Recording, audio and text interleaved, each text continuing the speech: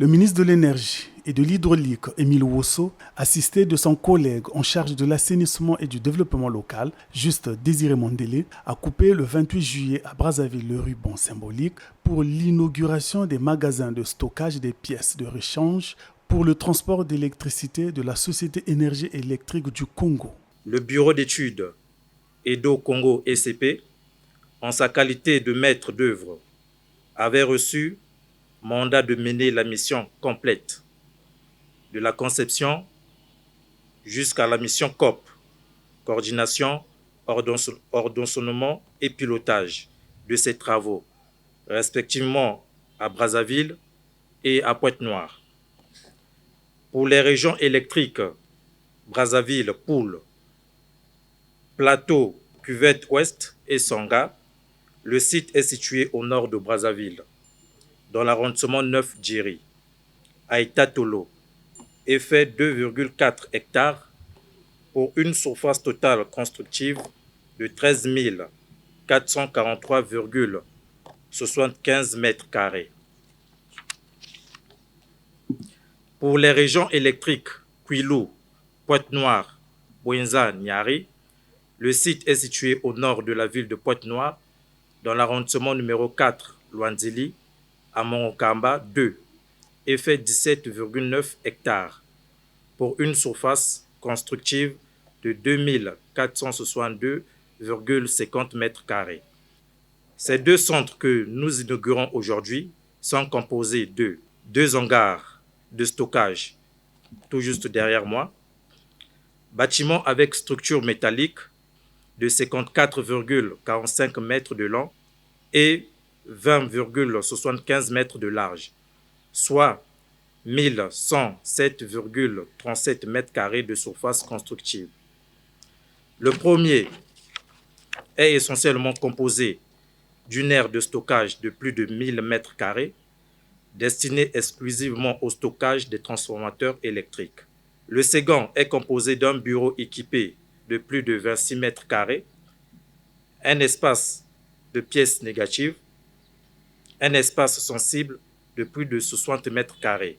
destiné au stockage de pièces contenant des gaz toxiques et une aire de stockage en complément de 983 mètres carrés. Outre les magasins, un bâtiment administratif, un bloc sanitaire et une aire de stockage ont été aussi construits. Ces ouvrages ont été réalisés avec le financement de l'Agence française de développement qui appuie le Congo dans la construction des infrastructures de fourniture d'eau et d'électricité. L'accès des populations congolaises à l'eau potable et à l'électricité reste encore insuffisant et inégal sur l'ensemble du territoire national.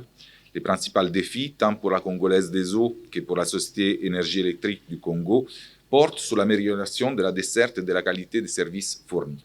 L'Agence française de développement appuie les programmes d'investissement prioritaires des autorités congolaises auprès de ces deux opérateurs de services publics dans le but de contribuer à l'extension et à la fiabilisation des réseaux d'eau et d'électricité d'une part et d'autre part à l'accroissement de leurs performances techniques et économiques afin notamment de limiter les pertes sur les réseaux et moderniser les services clientèle. Ces améliorations ont en effet un impact conséquent et durable sur les conditions de vie des populations et contribuent activement au développement économique. Suite de cet avenant, la révision du plan de financement à un montant de 46 millions d'euros, soit 30 milliards 174 millions 22 000 francs CFA. Ainsi, du nombre de marchés à exécuter, réduit dorénavant à 14 marchés, parmi lesquels les marchés relatifs aux travaux de construction des magasins de stockage des pièces de rechange du réseau de transport à Brazzaville, site d'Itatolo, objet du contrat numéro T012 MEH CAB CGMP 2024 et à Pointe-Noire, site de Mongonkamba 2, objet du contrat numéro T012 MEH CAB CGMP 2024 du 4 mars 2024, conclu avec l'entreprise centrale BTP pour un montant total sur les deux sites de 2 539 67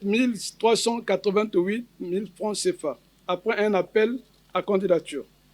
Le directeur général de l'énergie électrique du Congo a pris l'engagement de bien gérer ces ouvrages et a interpellé la population pour éviter les actes de vandalisme. Il revient donc à Énergie électrique du Congo de préserver cet ouvrage et d'en faire bon usage. Nous exhortons également la population environnante de préserver cet ouvrage des actes de vandalisme afin d'éviter le cycle infernal que nous connaissons dans le pays de construction, destruction et reconstruction.